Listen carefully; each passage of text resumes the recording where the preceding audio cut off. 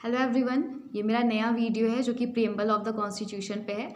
जो last video था वो साइलेंट फीचर ऑफ कॉन्स्टिट्यूशन पे था, तो इसलिए आपको समझने में बहुत आसानी होगी इस वीडियो में जो कि प्रीएम्बल ऑफ कॉन्स्टिट्यूशन पे है।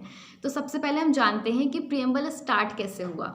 सबसे पहले जो है ये अमेरिकन कॉन्स्टिट्यूशन से स्टार्ट हुआ। अमेरिकन कॉन्स्टिट्यूशन से ही बाकी देशों ने अडॉप्ट किया एंड इवन इंडिया में तो प्रीएम्बल को आइडेंटिटी कार्ड ऑफ कॉन्स्टिट्यूशन भी बोलते हैं। और प्रीएम्बल में जो है ना एक बार अमेंडमेंट हुआ था 42nd कॉन्स्टिट्यूशन अमेंडमेंट 1976 में, जिसमें 3 वर्ड्स ऐड किए गए थे प्रीएम्बल में, सॉवरेन, सोशलिस्ट एंड इंटीग्रिटी। इसके अलावा जो है प्रीएम्बल के 4 इंग्रेडिएंट्स हैं। पहला ऑब्जेक्टिव ऑफ द कॉन्स्टिट्यूशन, दूसरा sources of the authority of constitution, तीसरा nature of the state and चौथा date of adoption. And preamble में जो मेन चीज़ है ना वो उसके की वर्ड्स हैं, जो कि उसके वर्ड्स हैं जिसको हम एक्सप्लेन करेंगे अभी आगे।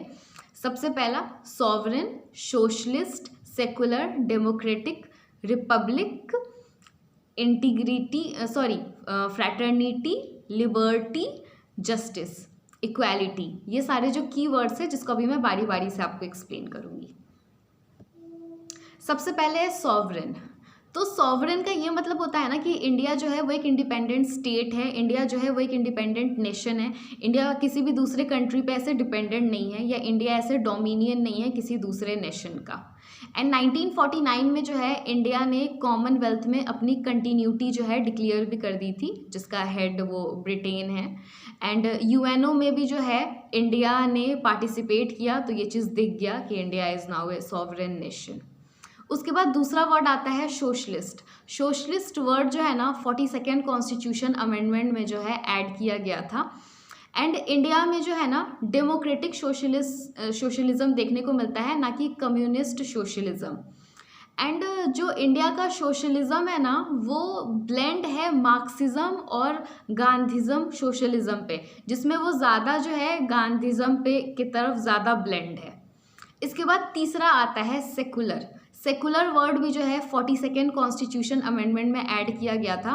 सेकुलरिज्म का पता ही है कि राइट टू रिलीजन का जो है, जो कि फंडामेंटल राइट भी है, कि इंडिया में कोई ऐसे पार्टिकुलर नेशनल रिलीजन नहीं है। इंडिया में हर इंसान के पास वो है कि मतलब अपने पसंद का रिलीजन वो फॉलो कर सकते हैं। ऐसा नहीं है आपको हिंदू रहना है, आपको मुस्लिम रहना है। इंडिया में यही चीज़ है कि यूनिटी इन डाइवर्सिटी। इंडिया में किसी भी ऐसे माइनॉरिटी रिलीजन वाले से टैक्स नहीं लिया जाता। हर इंसान के पास पूरा फ्रीडम है कि वो अपने पसंद का रिलीजन फॉलो कर सकता है।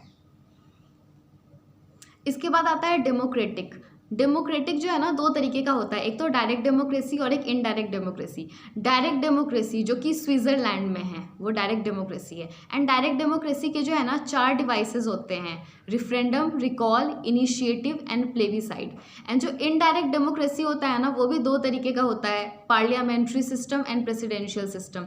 एंड इंडिया में जो है हमारे पार्लियामेंट्री सिस्टम है। इसके बाद आता है रिपब्लिक। जो डेमोक्रेटिक पॉलिसी है ना वो भी 2 पार्ट में डिवाइडेड है, मोनार्की और रिपब्लिक। मोनार्की जो कि ब्रिटेन में है, जहाँ पे हेरिडेटरी वो चलता है कि राजा का बेटा ही राजा बनेगा, तो वो लोग अपने हेरिडेटरी पोजीशन को एंजॉय करते हैं।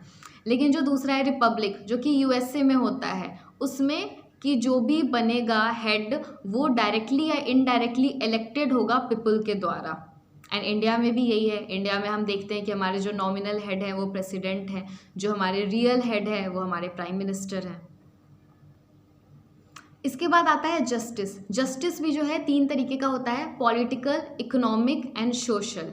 तो जब से हम देखते हैं सोशल जस्टिस कैसा होता है। सोशल जस्टिस जो है कि सोसाइटी में किसी तरीके का कोई डिस्क्रिमिनेशन नहीं है on the basis of caste, colour, sex, religion, किसी भी तरीके का कोई डिस्क्रिमिनेशन नहीं हो। जो बैकवर्ड क्लासेस हैं उनको स्पेशल प्रिविलेज मिले, मतलब एक इक्वालिटी होना चाहिए सब में।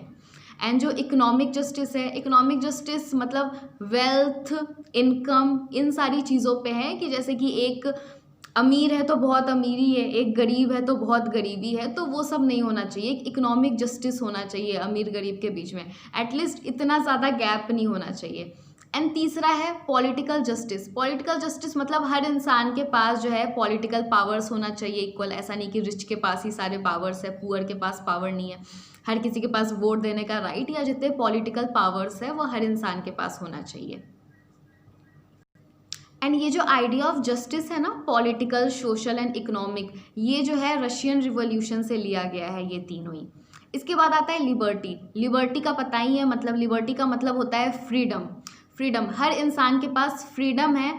Freedom to express, freedom to thought, freedom to believe, freedom of faith, ये सारा है। तो एक लिबर्टी है लोगों के पास, क्योंकि इंसान के पास अगर फ्रीडम नहीं होगा ना तो इंसान कभी डेवलप कर ही नहीं सकता है। इसलिए फ्रीडम बहुत ज़रूरी होता है हर इंसान के लिए। लेकिन लिबर्टी का ये मतलब नहीं है कि इंसान कुछ भी कर सकता है। लॉ के अकॉर्डिंग ही रहना है। आपके जो फंडामेंटल राइट्स हैं आपको उसके अकॉर्डिंग ही रहना है। कि लिबर्टी का ये मतलब नहीं कि आप जाके क्राइम कर दो, किसी का मर्डर कर दो एंड ऑल।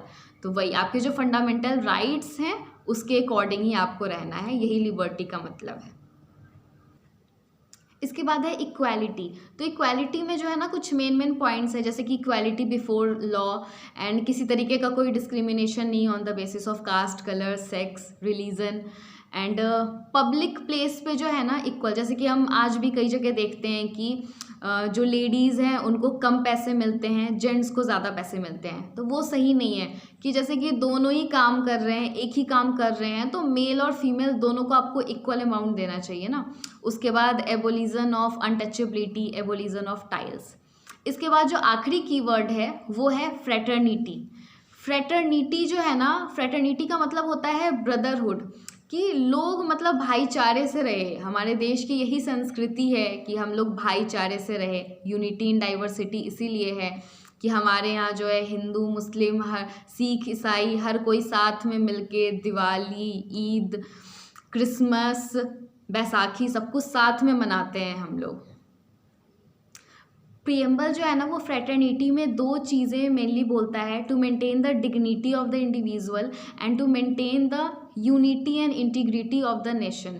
जैसे कि अगर हमें अपने राइट्स पता है तो हमें अपनी ड्यूटीज़ भी पता होनी चाहिए ना। फंडामेंटल राइट्स तो सबको पता है कि हाँ ये चीज़ मेरा राइट है, लेकिन ड्यूटीज़ भी तो पता होनी चाहिए ना कि आपकी क्या ड्यूटीज़ है अपने फैमिली को लेके, अपने फ्रेंड्स को लेके, अपने सोसाइटी, अपने कंट्री, अपने नेशन के लिए आपकी क्या ड्यूटीज़ है। जैसे कि फॉर एग्जाम्पल कि प्रोटेक्शन ऑफ वुमेन, वो हर इंसान की जिम्मेदारी होनी चाहिए कि हाँ ठीक है हमारे देश में बहुत क्राइम होते हैं, लेकिन एज ए इंडिविजुअल हम सबकी रिस्पॉन्सिबिलिटी होनी चाहिए कि हम ऐसा कुछ देखें तो हम उस पर आवाज़ उठाएं, उस चीज़ को रोकने की कोशिश करें। इसके बाद आता है अमेंडेबिलिटी ऑफ प्रियम्बल, कि कभी अमेंडेबिलिटी हुई है क्या प्रियम्बल में। तो वो एक ही बार हुई है 42nd कॉन्स्टिट्यूशन अमेंडमेंट में, जिसमें 3 वर्ड्स ऐड किए गए थे, सोशलिस्ट, सेकुलर एंड इंटीग्रिटी। इसके अलावा जो है अभी तक अमेंडेबिलिटी नहीं हुई है प्रियम्बल में। सो ये सारे की फैक्टर्स थे प्रियम्बल के। आई होप आप लोगों को समझ में आया। अगर आपको समझ में आया तो प्लीज़ मेरे वीडियो को लाइक कीजिए, मेरे चैनल को सब्सक्राइब कीजिए और मैं जल्दी आऊँगी न्यू वीडियो के साथ। Thank you so much.